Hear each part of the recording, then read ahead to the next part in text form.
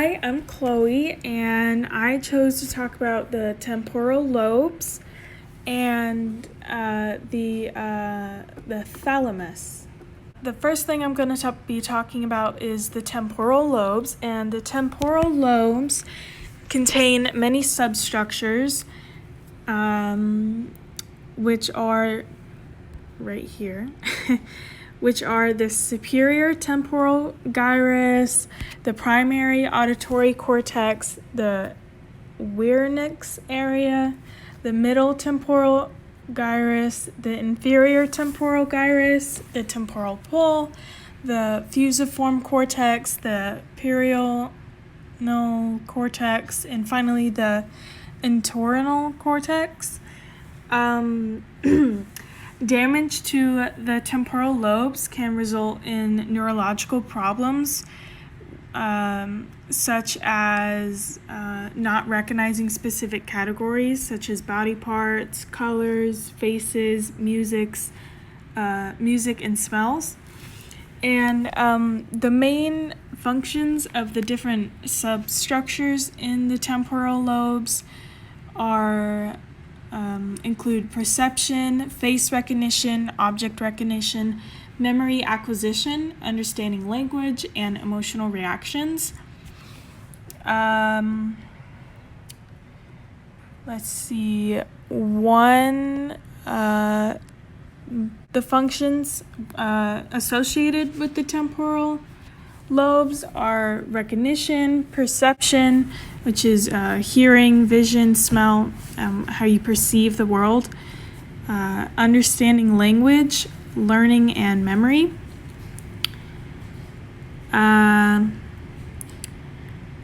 Associated cognitive disorders that for the temporal lobes include schizophrenia, Alzheimer's, speech and social dysfunction, and autism.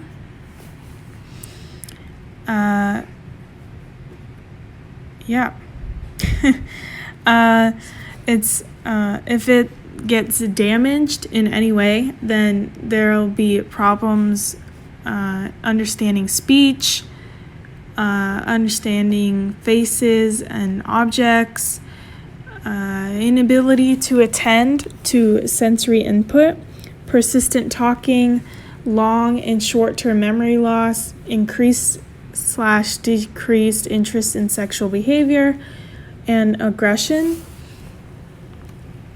And one case study that was mentioned on the website said deep stimulation of the temporal lobe has been shown to produce profound religious and out-of-body experiences, which is that's pretty interesting and kind of weird at the same time that can happen with this part of the brain.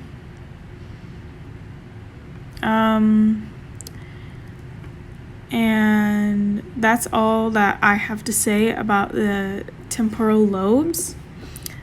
The next thing that I want to be talking about is the thalamus. And the thalamus is right here. It's right here. The thalamus is heavily involved in relaying information between the cortex and the brainstem.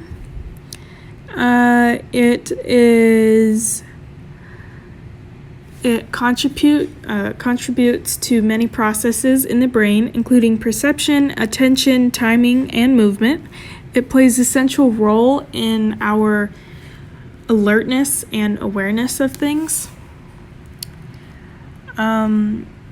Associated functions with the thalamus include relaying motor and sensory information, memory, alertness, consciousness, and it contributes to perception and cognition. Some of the disorders that are associated with the thalamus include schizophrenia, which correlates with problems with language, motor, and executive processes.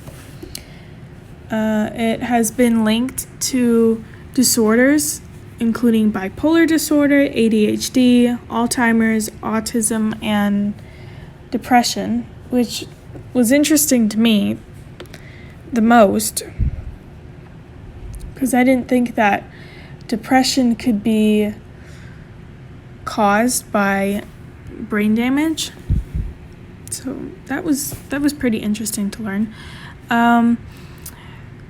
Things that can be caused by when the thalamus is damaged in the brain include amnesia, apathy, you can have a coma, dementia, difficulty speaking, loss of alertness and activation, sleepiness, impaired processing of sensory information, inattention, and impaired movements and posture pain. One case study that it says on the website for the 3D brain mentions that the thalamus connects many brain areas, including the cortex and the cerebellum. A 2007 case study by Rowe and colleagues highlights the importance of the thalamus in integrating information from these different areas. They examined a patient called VL who had a thalamic lesion. The lesion caused VL to develop synesthesia, which is the blending of sensory experiences. For VL, auditory and tactile information were combined, resulting in the patient feeling sounds. That is pretty interesting.